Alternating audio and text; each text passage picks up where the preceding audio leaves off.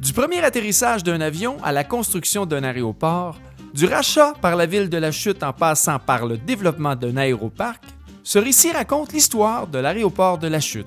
Il nous permettra aussi d'en connaître davantage sur la grande aventure de l'aviation comme elle a été vécue dans la communauté argenteuilloise.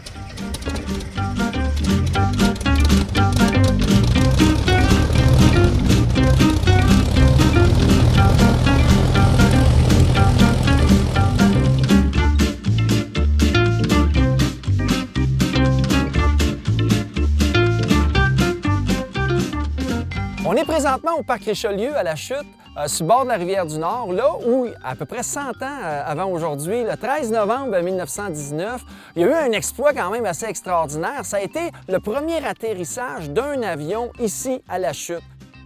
Cet avion-là, c'était un biplan, un Curtiss JN4 qu'on appelait, et son immatriculation, c'était Raymond Dale. Raymond Dale, du nom du pilote, Adélard Raymond, qui était un pilote qui avait fait la Première Guerre mondiale, puis qui est arrivé ici avec cet avion-là, surtout pour faire la promotion des bons de la victoire. Hein, parce qu'au sortir de la guerre, le gouvernement avait besoin d'argent pour financer l'effort de guerre et tout ça. C'est un avion qui n'était pas vraiment très aérodynamique.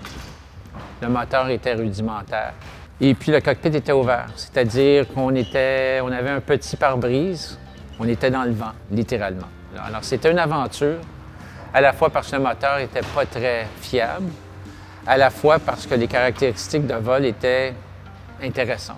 On s'est installé exactement là où l'avion est atterri, hein, où l'avion est arrêté, où la photo a été prise. On imagine là l'avion probablement situé dans ces environs-là avec les gens derrière, puis on voit la montagne en arrière ici, l'autre côté de la rivière du Nord. On peut imaginer qu'à l'automne 1919, le temps était probablement calme, un peu brumeux comme aujourd'hui ou un petit peu nuageux comme aujourd'hui. Et là, l'avion est apparu pour la première fois. On a entendu un moteur voler dans le ciel de la Chute. L'avion s'est approché tout doucement et a atterri ici, sur ces terres-là qui appartenaient à la famille McHewitt et à la famille Michael.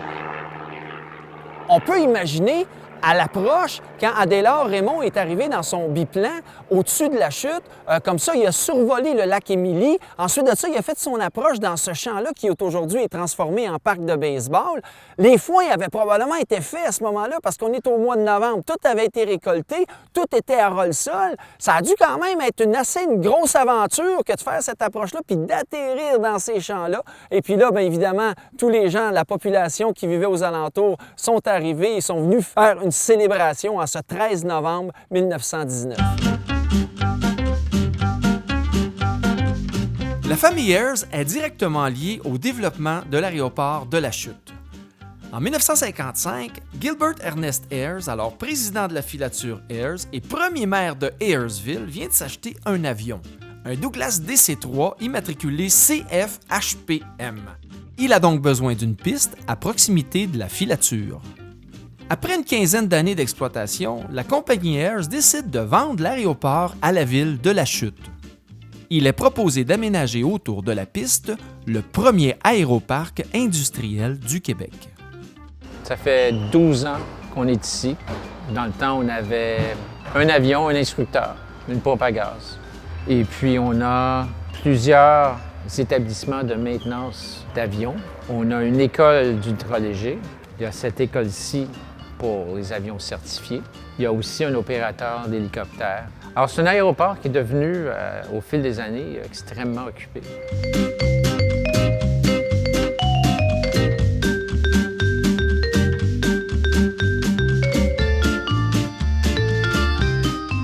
Dans les dernières 20 années où j'ai été ici, moi, j'ai vu 3 gérants d'aéroport. J'ai vu un aéroport là, où il n'y avait rien. On était 4 hangars. Et il y a 7 ans, il y a eu un boom de construction d'hangars. Moi, avant, je voyais une belle forêt. Plus de forêt.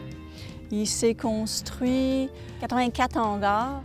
Maintenant, on est une vingtaine de familles à demeurer sur l'aéroport.